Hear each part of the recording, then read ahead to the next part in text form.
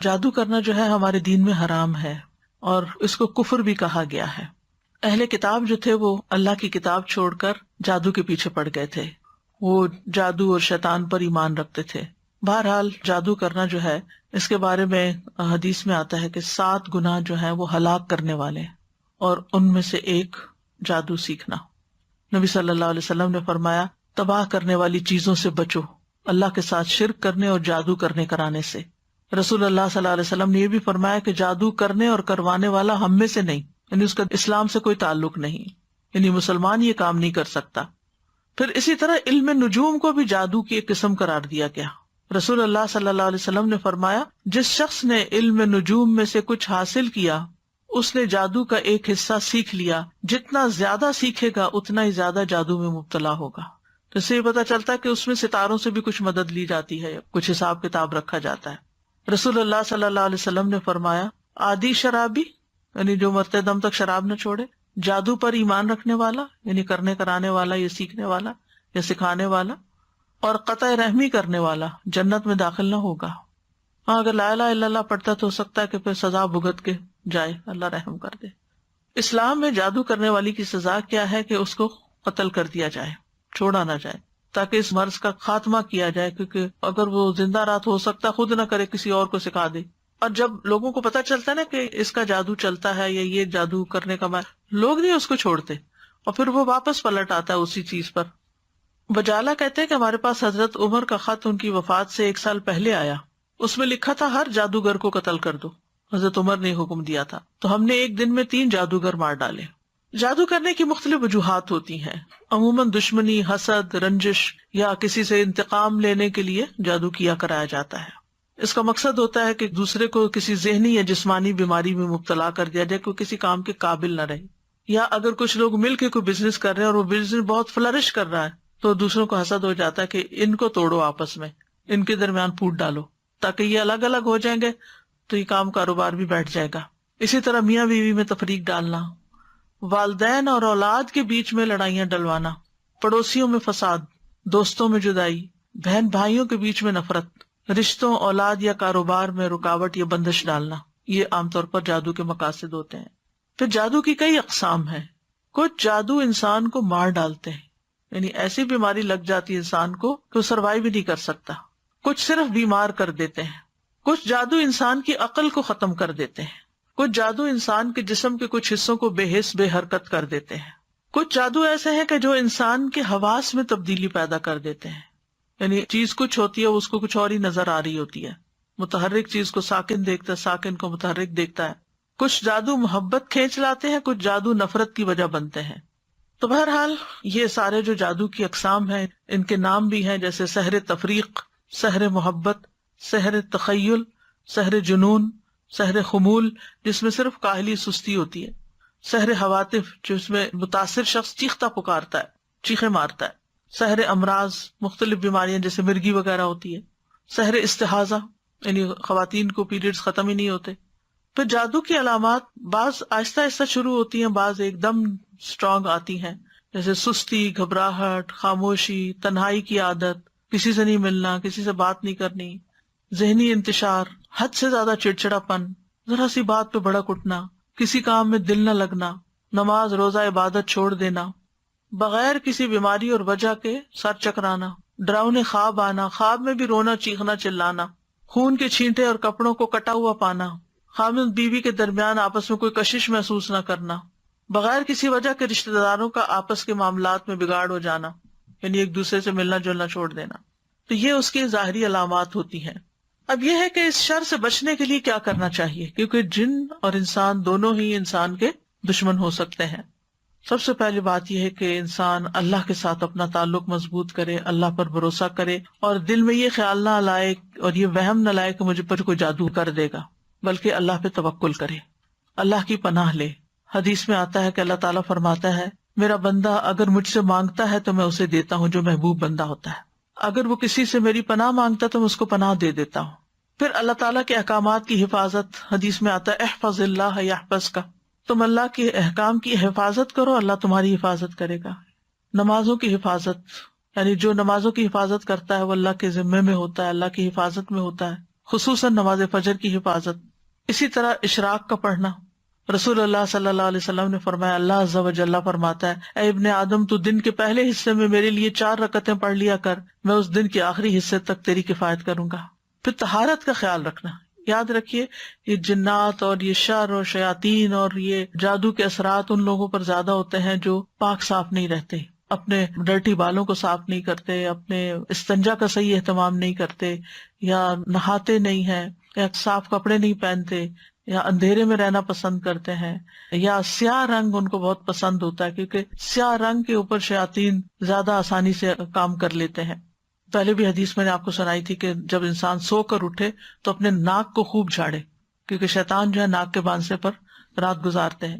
تو صبح شام کے اذکار کی پابندی کریں. سونے جاگنے کے اذکار کی پابندی، وہ بھی حفاظت کے لیے بہت ضروری ہے. بیت الخلاء میں جاتے ہوئے دعا پڑھیں. ہر کام سے پہلے بسم اللہ پڑھیں، کیونکہ جس کام میں بسم اللہ ہو جاتی ہے تو شیطان وہاں سے نکلتا جاتا ہے، وہ اس میں داخل نہیں ہو سکتا، شامل نہیں ہو سکتا. جیسے انسان اپنے گھر میں داخل ہوتا ہے تو بسم اللہ پڑھ کے دروازہ کھولے، کھانا کھانے لگتا ہے تو بسم اللہ پڑھ کر کھائے. اور اسی طرح لائٹ آف کر رہا ہے، لائٹ آن کر رہا ہے، کوئی چیز اٹھا رہا ہے، رکھ رہا ہے، تو بسم اللہ کو تکیہ کلام بنا لینا چاہیے ایک طرح سے لباس اتارتے وقت. اور پھر اسی طرح دائیں ہاتھ سے کھانا اور پینا چاہیے، کیونکہ شیطان بائیں ہاتھ سے کھاتا ہے. تو اگر بائیں ہاتھ سے آپ کھاتے ہیں تو شیطان بیچ میں شریک ہو جاتا ہے اور اس کو اپنا عمل کرنے کا موقع مل جاتا ہے. پھر مغرب کے وقت بچوں کو خاص طور پہ گھر سے باہر نہیں نکالنا چاہیے، کیونکہ مغرب کے قریب شیطان جنات جو ہیں وہ زمین پر پھیل جاتے ہیں اور اچکتے پھرتے ہیں. اب اس کا علاج کیسے کرنا چاہیے؟ سب سے پہلے یہ ہے کہ انسان قرآن سے علاج کرے. قرآن شفا ہے، نافع علاج ہے. قل هو للذین آمنوا ھدی وشفاء، کہہ دیجئے یہ ان لوگوں کے لیے جو ایمان لائے ہدایت اور شفا ہے. وَنُنَزِّلُ مِنَ الْقُرْآنِ مَا هُوَ شِفَاءٌ وَرَحْمَةٌ لِّلْمُؤْمِنِينَ وَلَا يَزِيدُ الظَّالِمِينَ إِلَّا خَسَارًا. ہم قرآن میں جو کچھ نازل کرتے ہیں وہ مومنوں کے لیے تو شفا اور رحمت ہے، مگر ظالموں کے خسارے میں ہی اضافہ ہوتا ہے. حضرت عائشہ سے مروی ہے کہ رسول اللہ صلی اللہ علیہ وسلم ایک مرتبہ ان کے پاس تشریف لائے تو دیکھا ایک عورت حضرت عائشہ کا علاج کر رہی ہے، بیمار جو تھی یا ان کو دم کر رہی ہے. تو آپ نے فرمایا کتاب اللہ کے ساتھ اس کا علاج کرو. آپ کو معلوم ہے کہ اس زمانے میں مدینہ میں کوئی حکیم، کوئی ڈاکٹر کچھ بھی نہیں تھا، وہ لوگ عام طور پہ بیمار نہیں ہوتے تھے.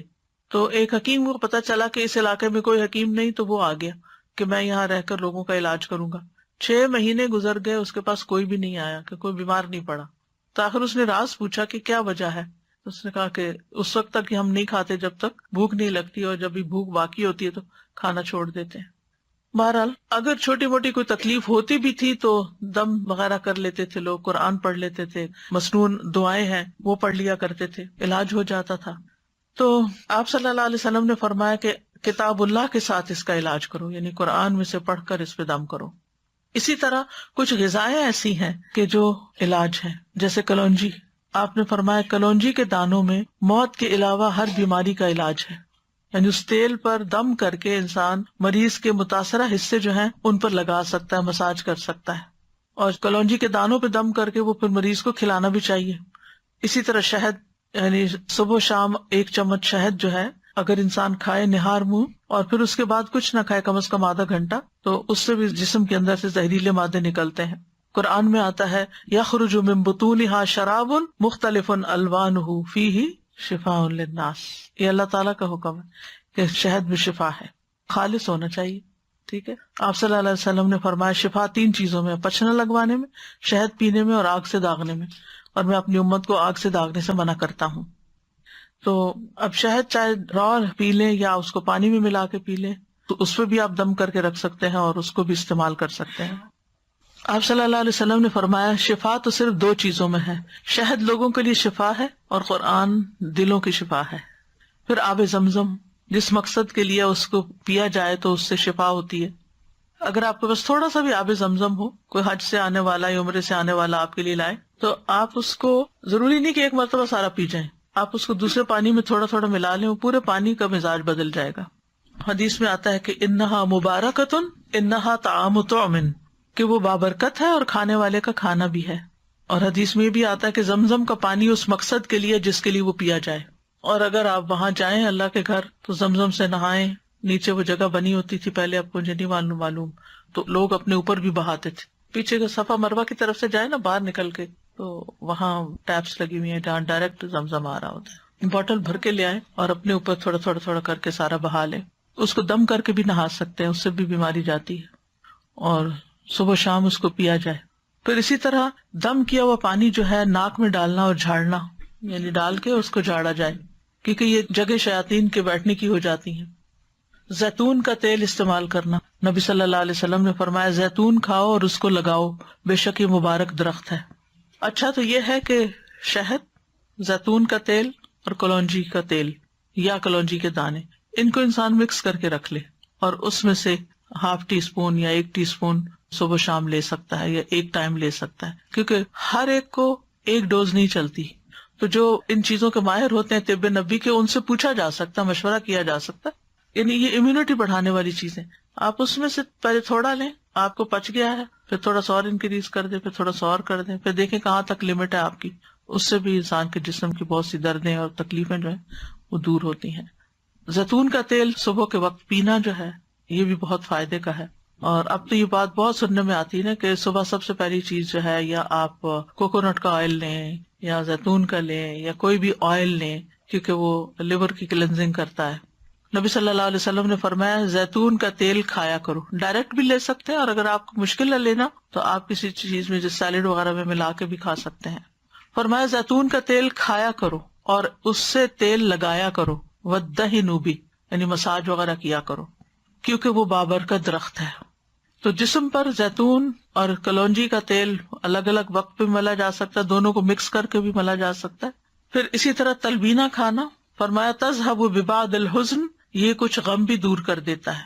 اجوا کھانا، 7 اجوا کھجوریں صبح کے وقت اگر کوئی کھائے تو اس سے بھی علاج ہوتا ہے. جس نے یہ کھجوریں کھا لی، نبی صلی اللہ علیہ وسلم نے فرمایا اسے زہر اور جادو کوئی نقصان نہیں دے گا. چونکہ اجوا ایک مہنگی کھجور ہے، تو اگر نہ میسر ہو تو کوئی بھی کھجور شفا کی نیت سے کھائی جا سکتی ہے. پھر سنا مکی، اس کو سنوت بھی کہتے ہیں. صبح شام اس کا ایک چھوٹا چمچہ کھانا، جیسے حدیث میں آتا ہے سنا مکی اور سنوت کو لازم پکڑو، کیونکہ اس میں ہر بیماری کا علاج ہے سوائے سام کے. پوچھا گیا سام کیا تو آپ نے فرمایا موت. اچھا سنا مکی جو ہے یہ پیٹ صاف کرتی ہے، تو پھر ظاہر اگر زہریلے مادے آنتوں میں ہے، یہ کچھ ایسی چیزیں ہیں تو اس سے انسان کو نجات ہوتی ہے. پھر ہجامہ، آپ نے فرمایا اگر تمہاری دواؤں میں کسی میں بھلائی ہے تو پچنا لگوانے میں یا شہد پینے اور آگ سے داغنے میں، اگر وہ مرض کے مطابق ہو، اور میں آگ سے داغنے کو پسند نہیں کرتا. یاد رکھیے غیر شرعی طریقہ علاج سے ممانعت اختیار کرنی چاہیے، کہ انسان ایسے جادوگروں کے پاس جائے جو اس کو ایسی چیزیں کرنے کو کہے جو درست نہیں ہے. نشوبدہ بازو سے علاج نہیں کروانا چاہیے، اور حرام میں شفا نہیں ہے. اگر کوئی کہے کہ شراب لے آؤ، میں اس کے اوپر کچھ منتر پڑھ دیتا ہوں اور اس سے تم مت پیو تو ٹھیک ہو جاؤ گے، تو ایسی چیزیں نہیں کرنی چاہیے. پھر جادو کا علاج جادو سے نہیں کرنا چاہیے، یعنی کچھ لوگ جادوگروں کے پاس چلے جاتے ہیں اور وہ ان کے جادو کا توڑ کرتے ہیں جادو کے ذریعے. اور پھر غیر شرعی جھاڑ پھنکار جو ہے جس کو نشرہ کہا جاتا ہے، فرمایا یہ شیطانی عمل ہے، کیونکہ اس میں جنات کی مدد طلب کی جاتی ہے، روحوں کو پکارا جاتا ہے. اسی کے بارے میں آپ نے فرمایا تھا کہ میری امت کے 70,000 لوگ بلا حساب جنت میں داخل ہوں گے. یہ وہ لوگ ہیں جو نہ جھاڑ پھونک کرواتے ہیں نہ پھال لیتے ہیں، بلکہ اپنے رب پر بھروسہ کرتے ہیں.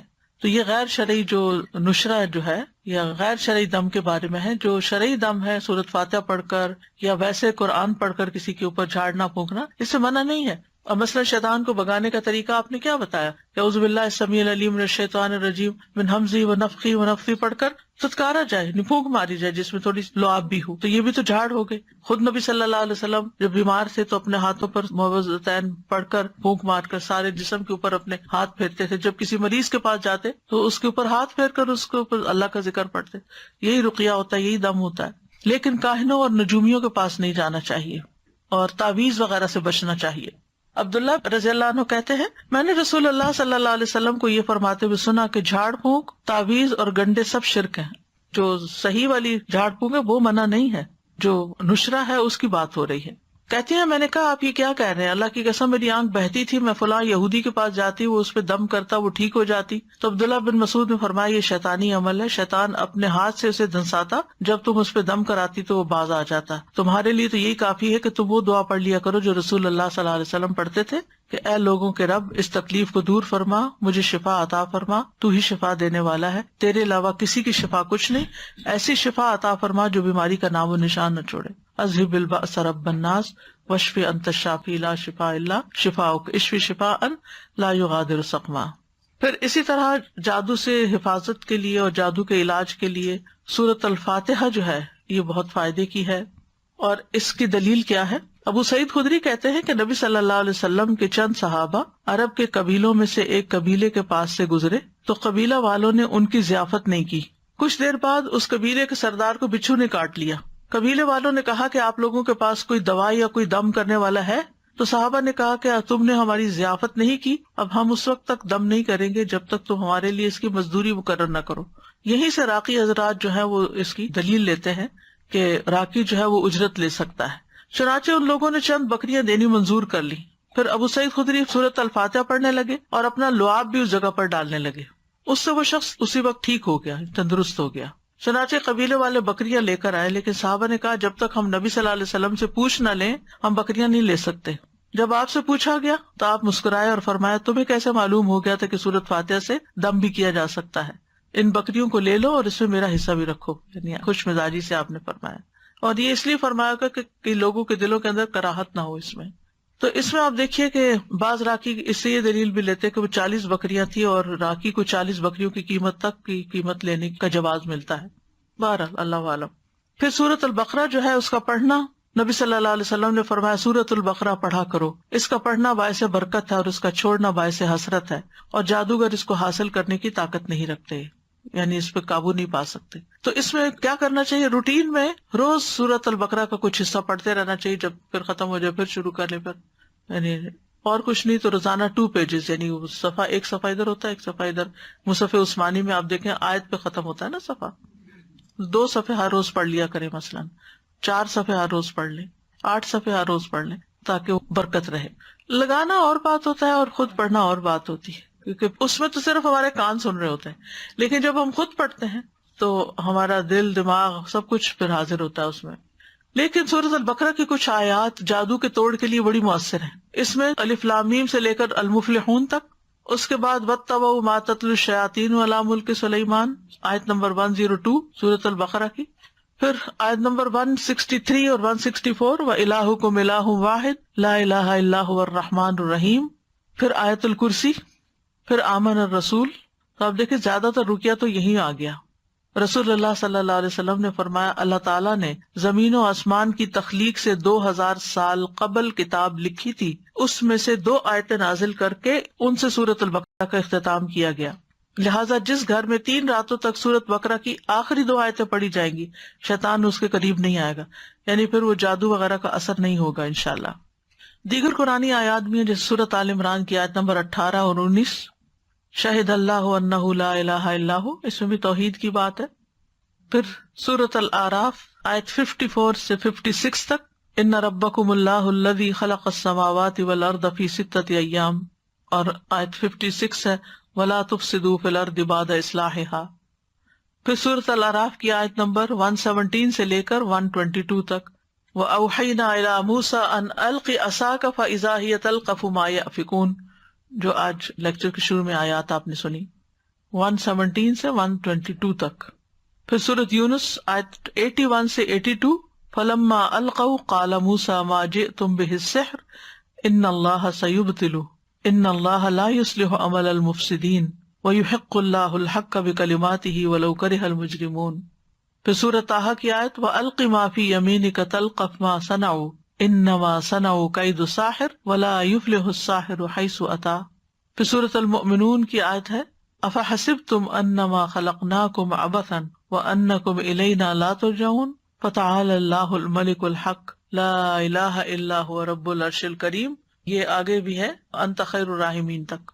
المؤمنون کی آیت نمبر 115 سے لے کر 118 تک، 115 سے 118، یہ سورۃ المؤمنون ہے۔ اور سورۃ طٰہٰ کی آیت نمبر ہے 69 اور یونس کی ہے 81 اور 82۔ پھر سورۃ صافات پہلی 10 آیتیں، پھر سورۃ الاحقاف 29 سے 33 تک، پھر سورۃ الرحمن 33 سے 36 تک، پھر سورۃ الحشر 21 سے 24 تک، یعنی آخری آیت جو ہے نا لو انزلنا ھذا القرآن علی جبل۔ پھر اس کے بعد سورۃ التغابن آیت 14 سے 16 تک، پھر ہے سورۃ الجن آیت نمبر 1 سے 9 تک، پھر معوذات قل هو اللہ احد، قل اعوذ برب الفلق، قل اعوذ برب الناس، پھر کچھ مسنون دعائیں بھی ہیں۔ شہد کے بارے میں پوچھنا چاہ رہی تھی کہ اب آج کل تو جیسے شہد کی مکھیوں کو بھی وہ اس طرح سے نہیں ہوتا کہ شہد مکھی جا کے پھول سے جا کر لے، وہ رکھ دیتے ہیں کنسنٹریٹڈ سیرپ جس سے پھر وہ شہد بناتی ہیں، تو کیا وہ بھی اس میں آئے گا؟ اگر بالکل نہ ملے اصلی شہد تو پھر وہ بھی لے سکتے ہیں، کیونکہ بہرحال شہد کی مکھی اسے پروسیس کرتی ہے اس شوگر کو، تو اس کی کیفیت بدل جاتی ہے۔ آپ نے کہا تھا کہ یہ جب جادو کرتے ہیں نا تو یہ روحوں کو بھی بلاتے ہیں، رائٹ؟ جن وغیرہ جو ہوتے ہیں، ناٹ انسانوں کی مری ہوئی روح ہیں، وہ نہیں۔ استاذہ ایک سوال پوچھنا تھا کہ اگر کسی کے اوپر جیسے جادو کا اثر ہو لیکن اس کو نہیں اندازہ کہ اس کے اوپر اثر ہے، اس کو اس کے اثرات محسوس ہو رہے ہیں، کوئی بیماری میں مبتلا ہو گیا، کسی پریشانی میں، اب وہ اس پریشانی کو دور کرنے کے لیے ذکر اذکار، نماز، روزہ جو بھی اپنے طور سے کر رہا ہے، تو کیا ضروری ہے کہ وہ علاج کا سوچ کے ہی جادو کا علاج کیا جائے، یا وہ اپنے جو نارمل اپنے یعنی ذکر اذکار میں بھی اضافہ کر دیتا ہے تو اس سے بھی اس کا علاج توڑ ہو سکتا ہے؟ اس سے بھی توڑ ہو سکتا ہے، ضروری نہیں کہ وہ یہ سوچ کے کرے کہ مجھ پہ جادو ہوا ہوا تو میں جادو کا توڑ کر رہا ہوں۔ اگر ویسے بھی، کیونکہ کبھی کبھی ذہن نہیں جاتا آپ کا کہ کوئی جادو کا اثر ہوگا، بٹ آپ کو اثرات محسوس ہو رہے ہوتے ہیں اس کے۔ لیکن جب آپ وہ قرآن وغیرہ پڑھتے ہیں، جو بھی ایک میں ابھی انشاءاللہ اینڈ پہ بتانا چاہ رہی تھی، ابھی بتا دیتی ہوں، اس جو کہ آپ نے پوچھ ہی لیا، کہ رقیہ بھی کئی قسم کا ہے۔ طویل رقیہ بھی ہے جو گھنٹہ بھر کا رقیہ ہے، اور مختصر بھی ہے جس میں وہ میں کارڈ لانا بھول گئی تھی، سبز رنگ کا کارڈ ہے، شفا کی آیات، اس کے آگے یہ دعائیں بھی ہیں جو ابھی میں بولنے والی ہوں، اور آیات بھی۔ آیات میں کیا سورۃ الفاتحہ ہے، البقرہ کا پہلا یعنی المفلحون تک ہے، پھر آیت الکرسی ہے، آمن الرسول ہے، معوذات ہے، قل هو اللہ، اور وہ یہ بھی اتنا مؤثر ہے کہ اگر آپ کو کوئی شک ہے اس طرح کا، یا کوئی دوائی وغیرہ اثر نہیں کر رہی، یا آپ تھکے تھکے محسوس کرتے ہیں، تو آپ اپنے ہی ہاتھ پر پڑھ کے سورۃ فاتحہ اس طرح کر کے اپنے پورے جسم پر پھیر کے اپنے آپ کو جھاڑیں، پھر اس کے بعد سورۃ البقرہ کا پہلا رکوع پڑھ کے پھر جھاڑیں، پھر اسی طرح یعنی ہر جو آیت ہے سورۃ البقرہ ہی کے، اور پھر معوذات ہر دفعہ پڑھ کے جھاڑیں۔ آپ یقین کریں اگر آپ نے کیا نا تو آپ پہلے سے لازم بہتر محسوس کریں گے۔ ایک دفعہ آپ کا اپنا ہاتھ ہی پھر گیا نا تو اسے ایک تو جسم کی سرکولیشن بھی ہو جاتی، دوسرا جب آپ اس کو جھاڑتے ہیں اس طرح کر کے تو آپ کو یوں لگتا ہے جس سے آپ سے کوئی چیز، کوئی نیگیٹو انرجی گئی ہے، اور آپ کو بہت اچھا فیل ہوتا ہے۔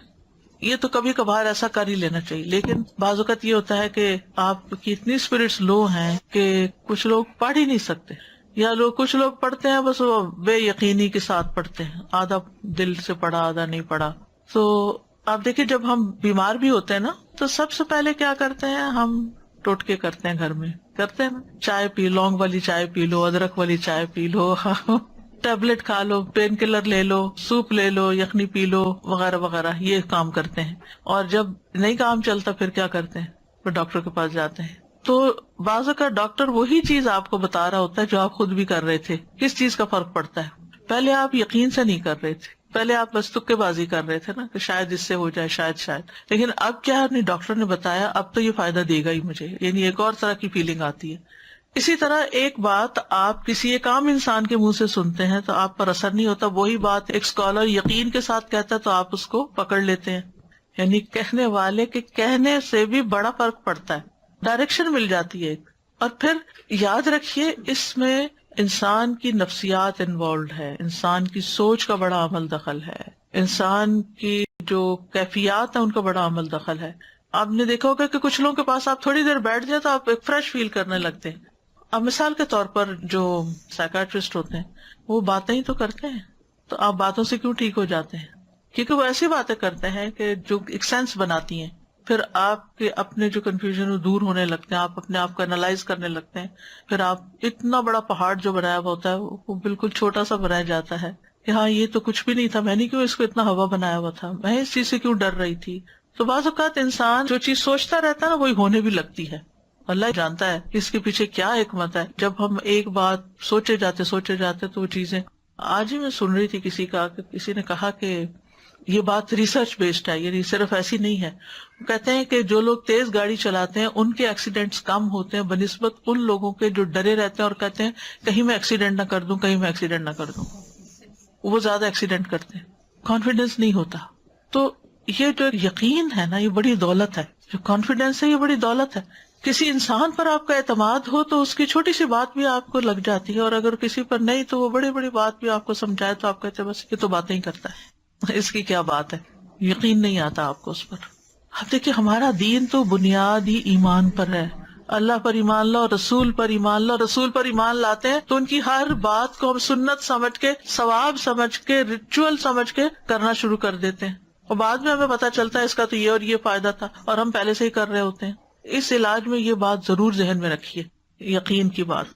تو چند مسنون دعائیں ہیں، میں یہ بتا دوں ایک دفعہ. اور یہ جو کارڈ میں آپ کو بتا رہی تھی آیات شفا کا، یہ ایکچولی میں نے خود بہت چیزیں دیکھ دیکھ کے پھر اس نظریے کے ساتھ اس کو میں نے بنوایا تھا کہ دیکھنے میں بھی چھوٹا، اٹھانے میں بھی، بیگ میں بھی رکھ سکیں، اور مختصر ہو اور اوتھینٹک ہو. تو اس میں یہ جو میں اس وقت آپ کو بتا رہی ہوں وہی دعائیں ہیں. اگر آپ اپنی نماز کی جگہ پہ رکھ لیں، یا کہیں بھی جہاں آپ کی نظر پڑتی ہو، یا کوئی بیمار ہو اس پہ جا کے پڑھ کے اس پہ دم بھی کر سکتے ہیں، یا اس کو دے سکتے ہیں، وہ اپنے لیے خود بھی پڑھ سکتا ہے. اسی طرح یہ کتاب ہے جادو، حقیقت اور علاج، اس میں کافی ڈیٹیل ہے. اگر انسان حقیقت معلوم کر لے تو پھر خوف زیادہ نہ ہو، اس سے نکل آئے، اور یہ یقین رکھے کہ میں ٹھیک ہو جاؤں گا. یعنی جب بیمار کو یہ ہوتا کہ میں نے ٹھیک کوئی نہیں ہونا، جیسے وہ ایک بوڑھے کے بخار ہو گیا تھا تو آپ نے اس کو جب سمجھایا تو اس نے کہا کہ نہیں یہ تو مجھے قبر میں اتار کے چھوڑے گا، تو آپ نے کہا پھر ٹھیک ہے. تو سوچ سے بھی بہت تعلق ہوتا ہے چیزوں، پازیٹو سوچیں ہمیشہ. ایک اور دعا، اعوذ بکلمات اللہ التامات التی لا یجاوزہن بر ولا فاجر من شر ما خلق وذرأ وبرأ ومن شر ما ينزل من السماء ومن شر ما يعرج فيها ومن شر ما ذرأ في الأرض ومن شر ما يخرج منها ومن شر فتن الليل والنهار ومن شر كل طارق إلا طارق يطرق بخير يا رحمن. میں اللہ کے کامل کلمات کے ساتھ پناہ پکڑتا ہوں جن سے آگے نہ تو کوئی نیک اور نہ ہی کوئی برا شخص بڑھ سکتا ہے، ہر اس چیز کے شر سے جس کو اس نے بنایا، پیدا کیا اور پھیلایا، ہر اس چیز کے شر سے جو آسمان سے اترتی ہے، اور اس چیز کے شر سے جو اس میں چڑھتی ہے، اور اس چیز کے شر سے جسے اس نے زمین میں پیدا کیا، اور اس چیز کے شر سے جو اس سے نکلتا ہے، اور رات اور دن کے فتنوں کے شر سے، اور رات کو آنے والے کے شر سے، سوائے اس کے جو خیر کے ساتھ آئے، اے رحم فرمانے والے. یہ جو ہے جبریل علیہ السلام کی سکھائی ہوئی دعا ہے. ٹھیک ہے. ابو تیاح کہتے ہیں ایک آدمی نے عبد الرحمن بن خنبش سے پوچھا کہ رسول اللہ صلی اللہ علیہ وسلم نے اس وقت کیا کیا جب ان کے پاس شیاطین آئے. انہوں نے کہا شیاطین مختلف وادیوں گھاٹیوں سے اتر کر آپ کے پاس آئے، اور ان میں سے ایک شیطان کے ساتھ آگ کا شعلہ تھا جس کا ارادہ یہ تھا کہ وہ رسول اللہ صلی اللہ علیہ وسلم کو جلا دے. یعنی اتنے ڈھیروں ڈھیر آ گئے، لیکن وہ مروب ہو گیا، خود ہی پیچھے ہٹنے لگا. اتنی دیر میں جبریل آپ کے پاس آئے اور کہنے لگے اے محمد کہیے. آپ نے پوچھا کیا کہوں؟ انہوں نے کہا آپ کہیے یہ دعا، یہ پڑھیے. یعنی اگر ڈھیروں شیطان بھی آپ کے پیچھے لگ جائیں تو اس دعا سے بھاگ جائیں گے انشاءاللہ. اور اس میں پناہ لی گئی ہے اللہ کے سارے کلمات سے، سب کتابوں یعنی قرآن اور اس کے علاوہ بھی جو کچھ ہے، اور پھر ہر چیز کے شر سے، جو اوپر سے آئے، جو نیچے سے جائے، رات کا شر، دن کا، ہر قسم کا شر، اور ہر طرح کے فتنے اور ہر طرح کے حادثے جو رات کو آئیں یا دن کو آئیں. تو یہ دعا بہت فائدے کی ہے، صبح شام کی دعاؤں میں آپ شامل کر سکتے ہیں. اسی طرح ایک اور دعا بھی ہے، اعوذ بوجہ اللہ العظیم الذی لیس شیء اعظم منہ وبکلمات اللہ التامات التی لا یجاوزہن بر ولا فاجر وباسماء اللہ الحسنى کلھا ما علمت منہا وما لم اعلم من شر ما خلق وبرأ وذرأ. میں اللہ کے عظیم چہرے کی پناہ پکڑتا ہوں جس سے عظیم کوئی اور چیز نہیں، اور اس کے مکمل کلمات کے ساتھ پناہ لیتا ہوں جن سے آگے کوئی نیک یا بد بڑھ ہی نہیں سکتا، اور اس کے تمام اسماء حسنہ کے ساتھ پناہ لیتا ہوں جن کو میں جانتا ہوں، جن کو میں جانتا بھی نہیں ہوں. کس سے؟ ہر اس چیز کے شر سے جس کو اس نے بنایا، پیدا کیا اور پھیلا دیا. بات ہی ختم، کوئی چیز بچی نہیں. کعب الاحبار کہتے ہیں اگر میں یہ چند کلمات نہ پڑھتا تو یہودی مجھے گدھا بنا دیتے. یعنی یہ حضرت کعب الاحبار جو ایک یہودی عالم تھے وہ پڑھا کرتے تھے، کیونکہ یہود بہت زیادہ جادو میں پڑ گئے تھے، تو اس کا انہوں نے توڑ بتایا. پھر اعوذ بکلمات اللہ التامات من غضبہ وشر عبادہ ومن ھمزات الشیاطین وان یحضرون. میں اللہ کے تمام کلمات کی پناہ میں آتا ہوں اس کی ناراضگی سے، اس کے بندوں کی شرارتوں سے، شیطانوں کے وسوسوں سے، اور اس بات سے کہ وہ میرے پاس آئیں. پھر اعوذ بکلمات اللہ التامات من کل شیطان وہامۃ ومن کل عین لامۃ. میں پناہ پکڑتا ہوں اللہ کے پورے کلمات کے ذریعے اور ہر ایک شیطان سے اور ہر زہریلے جانور سے جیسے سانپ، بچھو وغیرہ، اور ہر نقصان پہنچانے والی بری نظر سے. پھر 3 دفعہ شام کے وقت اعوذ بکلمات اللہ التامات من شر ما خلق. اور بسم اللہ الذی لا یضر مع اسمہ شیء فی الارض ولا فی السماء وہو السمیع العلیم. پھر اسی طرح اگر آپ دوسرے کو دم کر رہے ہیں تو اللہم رب الناس مذہب البأس اشفی انت الشافی لا شفاء الا شفاء الا انت شفاء لا یغادر سقما. یہ صحیح بخاری کی روایت ہے. پھر اذہب البأس رب الناس انت الطبیب وانت الشافی. اے اللہ جو لوگوں کا رب ہے تکلیف دور کر دے، تو ہی طبیب، تو ہی شفا دینے والا ہے. امسح البأس رب الناس بیدک الشفاء لا کاشف لہ الا انت. اے لوگوں کے رب اس تکلیف کو دور کر دے، شفا تیرے ہاتھ میں ہے، تیرے علاوہ کہیں اور سے شفا نہیں مل سکتی. پورا یقین اور توکل اور بھروسہ اللہ پہ. بسم اللہ ارقیک من کل شیء یؤذیک من شر کل نفس او عین حاسد اللہ یشفیک. بسم اللہ ارقیک، میں اللہ کا نام لے کر آپ پر دم کرتا ہوں ہر اس چیز سے جو آپ کو تکلیف پہنچائے، ہر نفس کے شر سے اور نظر بد سے. اللہ آپ کو شفا عطا فرمائے.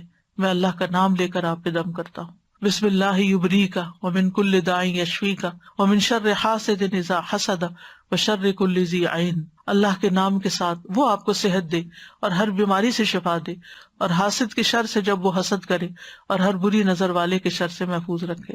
اور اسأل اللہ العظیم رب العرش العظیم ان یشفیک 7 دفعہ پھر پڑھے. میں اللہ عظمت والے سے دعا کرتا ہوں جو عرش عظیم کا رب ہے کہ وہ تمہیں شفا دے دے. تو یہ ہے علاج. آپ خود بھی کریں، اگر نہیں کام چلتا تو پھر کسی ماہر راقی سے بھی کروا سکتے ہیں علاج. لیکن توڑ اللہ کے کلام میں ہی ہے جو کہ جائز بھی ہے اور فائدہ مند بھی ہے، کیونکہ غلط طریقوں سے جادو کا توڑ جادو سے کرانا جو ہے یہ منع ہے. اور بعض اوقات وہ جنات کو اس طرح مدد کے لیے پکارتے ہیں کہ جس میں شرک کا پہلو بھی آ جاتا ہے. اچھا ایک بات یہ کہ جب آپ علاج کرا رہے ہو نا تو کسی سے ذکر بھی نہ کریں، کیونکہ شیاطین پھر اور ہوشیار ہو جاتے ہیں اور مزید اٹیک شروع کر دیتے ہیں بعض اوقات. سادہ جی میں کوشچن بس پوچھ رہی تھی کہ نظر بد اور جادو سیم تھنگ ہے یا ڈفرینٹ ہے؟ نظر بد جادو الگ ہے، نظر بد الگ ہے. علاج ایک ہی ہے تقریباً. السلام علیکم استاذ. جی وعلیکم السلام. میں تھوڑا سا لمبی بات کروں گی، ہو سکتا ہو جائے، لیکن یہ کہ یقین کے لیے سب کو میں آج ہی کا تازہ اپنا واقعہ سنانا چاہتی ہوں. جی سنائیے. میں انگلینڈ سے آئی ہوئی ہوں یہاں پر تو وزٹ کے لیے، تو آج میں آپ سے ملنے کے لیے آ رہی تھی. تو 2-3 دن سے میں یہ پروگرام بنا رہی تھی بہن کے ساتھ کہ مجھے لے چلو. تو میں ساتھ ہی اپنے اندر فیصلہ کر رہی تھی، کسی سے کوئی بات نہیں کی، کیونکہ 15 میں اسلام آباد گئی تھی آپ کے ادارے میں کورس کرنے کے لیے. تو میں وہاں 2-3 ماہ رہی ہوں، تو تقریباً 3 سپارے ہمارے ہو گئے تھے. لیکن یہ ہے کہ اچانک یہ ایک دن نا میرے ساتھ واقعہ پیش آیا کہ میں وہاں ٹوائلٹ میں گئی ہوں، تو وہاں پر نا مجھے جیسے ہی اپنے ہی یونیفارم میں ایک لڑکی نظر آئی ہے سامنے. تو اس نے مجھ سے سٹاپ کرا کے تو پوچھا ہے، تو کہتی ہے کہ آنٹی آپ سارے ایگزام دے رہی ہیں؟ تو میں نے اس کی طرف دیکھا تو مجھے اس کی آنکھوں میں نا کچھ یعنی کہ عجیب چیز نظر آئی ہے. تو میں چونکہ کلاس چھوڑ کے آئی تھی، میں جلدی میں تھی، میں نے رکی نہیں اور اس چیز پہ میں نے بادر ہی نہیں کی. تو میں واپس چلی گئی اس کو یہ کہہ کے کہ جی میں دے رہی ہوں ایگزام. لیکن نیکسٹ ڈے سے ہی میرا پیٹ ایسے خراب ہوا کہ میری وہ دوبارہ علاج ہو ہی نہیں سکا. 3 ویک میں میرا 11 کلو سے زیادہ ویٹ کم ہو گیا. جہاں بھی میں گئی جو چیز بھی اندر کچھ جا ہی نہیں رہا تھا. یہاں تک کہ ڈاکٹر نے پھر مجھے یہی کہہ دیا کہ آپ واپس چلی جائیں، یہاں کا پانی آپ کو سوٹ نہیں کیا. میں اور میری بیٹی دونوں ہم تھے وہاں پر. تو بہت دکھ تھا میری بیٹی کو بھی چھوڑ کے آنے کا، مجھے بھی، کہ بہت کوششوں کے بعد میں گئی تھی وہاں یہ کرنے. بہرحال میں واپس آ گئی. مختصر یہاں آ کے بھی بیٹی نے تو اللہ کا شکر ہے کہ کر لیا، آن لائن کر لیا، تو اس کا کمپلیٹ ہو گیا، میں نہیں کر سکی. پھر اس کے بعد چھوٹی موٹی یہ بقرہ وغیرہ اور عمران سورت کی میں نے کورس کیے، لیکن وہ میرا نہیں ہو سکا. میں نے اس چیز پہ کوئی توجہ نہیں دی تھی. لیکن کچھ عرصہ سے میں یہ فیل کر رہی ہوں کہ تب سے مجھے ایسے لگتا تھا کہ میرے برین پہ جیسے ایک ڈھکن بند کر دیا جاتا ہے، میں وہ میمورائز نہیں کر پا رہی قرآن جیسے میں پہلے کرتی تھی. تو میں نے نہیں کیا. لیکن یہ اب کچھ وہم سا کہہ لے، میں نے اس کو وہم ہی سمجھا اور میں نے یعنی کہ نا یہ سوچنا شروع کیا کہ وہ کیا تھا. وہ مجھے ہر دفعہ پنچ کرتا تھا کہ وہ لڑکی، اس کی آنکھیں، وہ کیا تھا، وہ کون تھا. تو اب میں کچھ وہم میں آئی تو میں نے سوچا کہ میں آپ سے ذکر کروں گی اس چیز کا کہ شاید مجھے کچھ ایسا اثر ہے کہ اس کے علاج کا. لیکن نظر بھی ہو سکتی ہے کیونکہ جی. آپ کی ایج زیادہ تھی عام بچیوں سے تو انہوں کو کہا اچھا آپ پڑھ رہی ہیں, آپ کس پارے ہو رہے ہیں. اسی وجہ سے میں کیونکہ شور نہیں تھی تو لیکن یہ میں نے سوچا آپ سے ذکر کر کے آپ سے پوچھوں گی. لیکن آج صبح جب میں نماز کے بعد بیٹھی تو مجھے یہی آپ جو حدیث سنا رہی ہیں یاد آئی کہ وہ 70,000 جو کہ نہ جھاڑ پونچھ کرتے ہیں نہ کچھ. تو میں نے فیصلہ کیا کہ نہیں میں نہیں ذکر کروں گی, میں اللہ ہی سے وہ دعائیں کروں گی. جی سب سے پہلا کام یہی کرنا چاہیے کہ اللہ کی طرف رجوع کرنا چاہیے اور پھر اللہ تعالیٰ ہی گائیڈ کر دیتا ہے. لیکن میں اب اللہ کا اتنا شکر کر رہی ہوں, اتنا شکر کر رہی ہوں کہ وہ کیسے دلوں کو جانتا ہے کہ مجھے آج نہیں پتا تھا کون سی کلاس ہے, مجھے نہیں پتا تھا یہاں کیا درس ہوگا کیا نہیں ہوگا, مجھے نہیں پتا تھا کہ میرا علاج ہی اللہ تعالیٰ آج مجھے دکھا دیں گے. میں اس کی شکر گزار ہوں. ہمارا کل کا ٹاپک جو ہے وہ نظر بد سے متعلق ہے, نظر بد کا علاج جو ہے. ٹھیک ہے, آج کے لیے اتنا ہی کافی ہے. وآخر دعوانا ان الحمد للہ رب العالمین. سبحانک اللہم وبحمدک اشہد ان لا الہ الا انت استغفرک واتوب الیک. السلام علیکم ورحمۃ اللہ وبرکاتہ.